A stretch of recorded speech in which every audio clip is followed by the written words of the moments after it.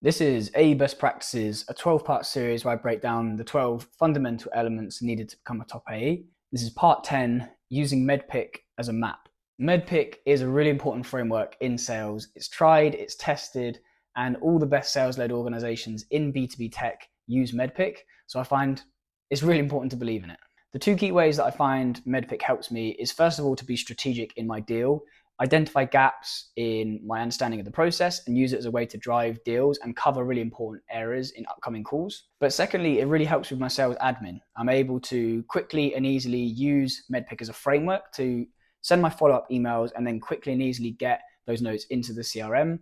And then in practice, how I use it is that ahead of each call, I'll look at my MEDDPICC to understand which areas I'm weak in and use it as a way to draft a couple of key questions that I'm going to ask in the call to uncover those gaps in my understanding of the process. And then on the admin front, I use my summary emails structured around MEDDPICC to then fill in my sales admin little and often to avoid the kind of cumbersome burden of having to do sales admin, which is always one of the main sticking points of being in sales. So just in case for those who aren't familiar with MEDDPICC, the letters stand for metrics, economic buyer, decision process, decision criteria, paper process, implicated pain, championship, and then competitor/compelling event. I will do a whole video series on this framework because it's so important, but it's important to have a quick initial understanding of those key concepts. So when I'm sending my follow-up email to prospects, I'll always include a quick summary bullet point reference at the top of the email to summarize the key concepts we've talked about. But what I'm doing at this point is demonstrating to the prospect that I've understood them, but beginning to already think about this MEDDPICC framework and this methodology, with particular focus early on, of course, around their pains and the implications of those pains.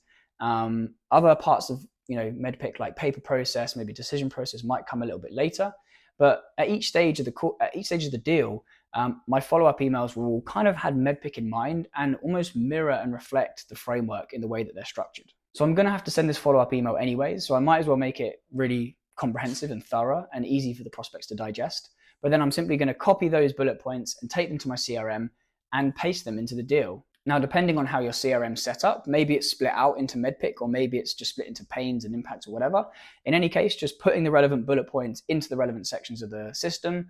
And this is how I do my admin. What this means is that after every call, I'm going to be topping up the CRM with relevant notes, relevant insights, stuff that my manager can then understand. And when I get asked about the deal in a deal review, I can then quickly look at it and remind myself of the situation and keep it, again, focused to the specific framework and the process that's actually going to help the deal close, and not just random thoughts or quick things that I've typed last minute, which is obviously another way that you might do your notes. And then when I'm going into new calls with prospects, I'll be using my CRM, looking at MEDDPICC.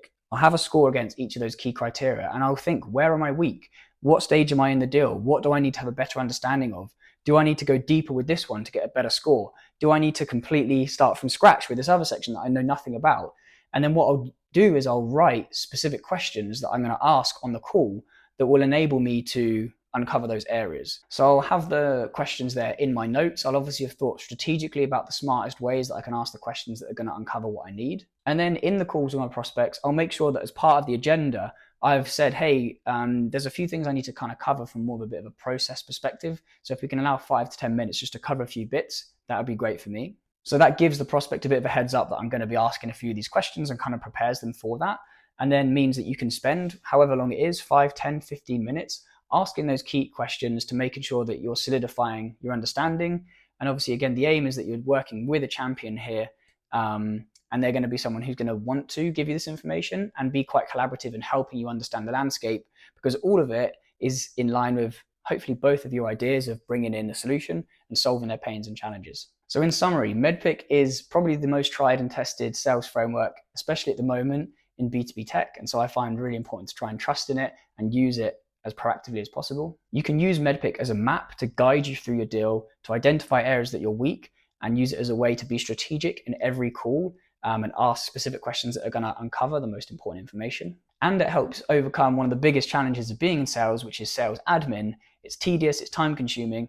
And so framing all of your communications with prospects around the MEDDPICC framework enables you to kill 2 birds with 1 stone and move your notes directly into your CRM to avoid having to waste any additional time on that tedious task. Feel free to connect with me on LinkedIn for part 11, which is going to be on pricing and negotiation.